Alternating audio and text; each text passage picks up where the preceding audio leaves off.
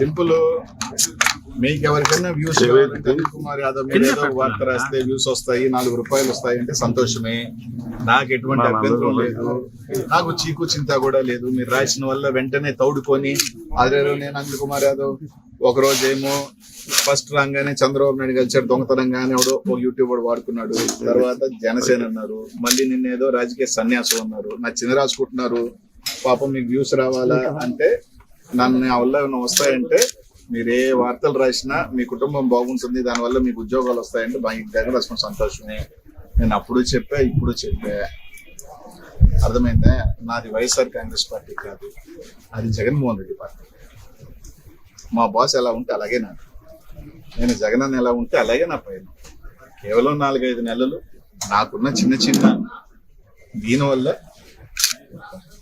కొన్ని కార్యక్రమాలు పనుల్లోనూ కొంచెం నాకున్న పర్సనల్ రీజన్స్, నా ఫ్యామిలీ దీనివల్ల కొంచెం దూరం ఉన్నానే తప్ప బాస్ కి దూరం అయ్యే పని లేదు. బాస్ కి నేను ఇప్పుడు చెప్పాను, మళ్ళీ నేను నిజంగా జగన్మోహన్ రెడ్డికి దూరం అవ్వాల్సి వచ్చిన రోజు కొంచెం దూరంగా రాజకీయాలుగా దూరంగా బతుకుతానే తప్ప ఇంకో పార్టీ గుమ్మం చూసే వ్యక్తిని కానే కాదు.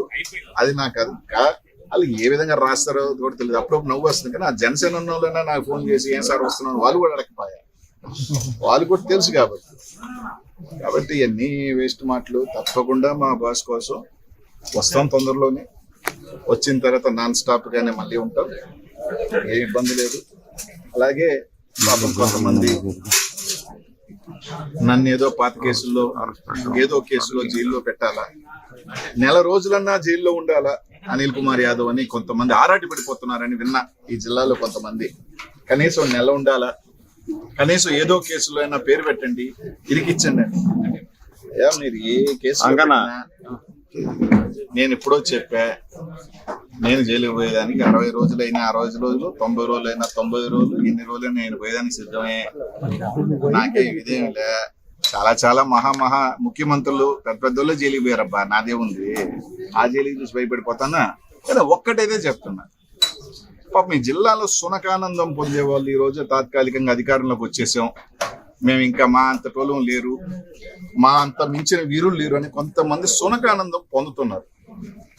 వాళ్ళకి కూడా చెప్తున్నా, చాలా మంది చక్రవర్తులు మహా పెద్ద వాళ్ళు కూడా ఇట్లా అనుకున్నారు, ఏదో ఒక రోజు కాలగర్భంలో కలిసిపోయినట్లే.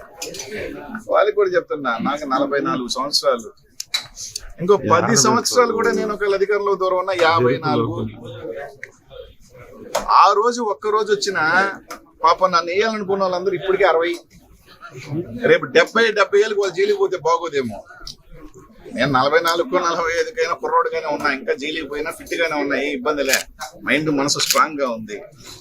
పాపం ఆ సునకానందం పొందాలని లోకేష్ చుట్టూ చక్కర్లు కొడుతూ ఏదో కేసు వెనక్కి దోడిచ్చి ఏదో విధంగా అనిల్ కుమార్ పేరుని ఇరికించాలని కొంతమంది ఈ రోజు సునకానందం పొందుతున్నారే, వాళ్ళని కూడా ఏదో 5 కాదు 10 సంవత్సరాల తర్వాత అయినా నేను అధికారంలో ఒక్కసారి వచ్చిన, ఎవరు రాకుండా పోంగా వచ్చిన పాపం వాళ్ళు 70 సంవత్సరాలు 75 సంవత్సరాల వయసు అప్పుడు ఈడ్చుకెళ్ళాను అనుకో బాగోదు.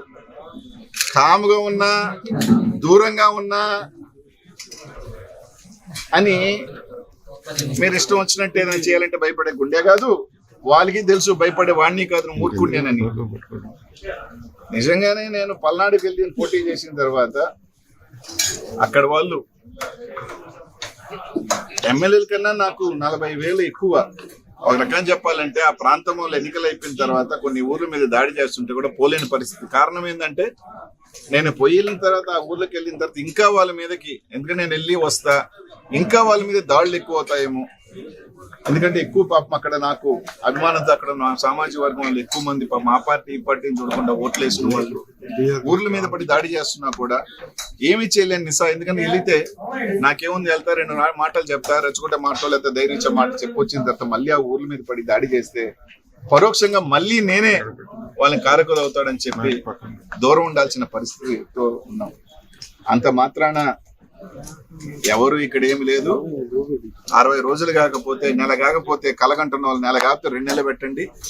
1 కాకపోతే పాత కేసులు ఏమన్నా 10 ఎవడెవడో కొట్టుకున్న కేసులు అన్ని కూడా కావాలంటే ఎవడెవడో కొట్టుకున్న కేసులు లోడ్ ఇచ్చింది అనిల్ కుమార్ యాదవ్ జయించాడని చెప్పుకొని పెట్టుకోండి. నాకు ఏం అభ్యంతరం లేదబ్బా, హ్యాపీగా జైలుకి పోతా వస్తా. కానీ ఒక్కడు మాత్రం గుర్తుపెట్టుకోండి, ఇచ్చింది తప్పకుండా వెనక్కి తప్పకుండా అందరికి వస్తుంది. ఒకరికి మీరు ఇస్తే డబుల్ గా వస్తుంది. కానీ నా బాధ ఏంటంటే తట్టుకునే వయసులో ఉన్న 5 సంవత్సరాలు 10 సంవత్సరాల తర్వాత మీకు షుగర్లు బీపీలతో రోగాలతో మీరు తట్టుకోగలుగుతారు లేదో అప్పటికి మర్చిపోతాడులే అని మాత్రం అనుకోవద్దు.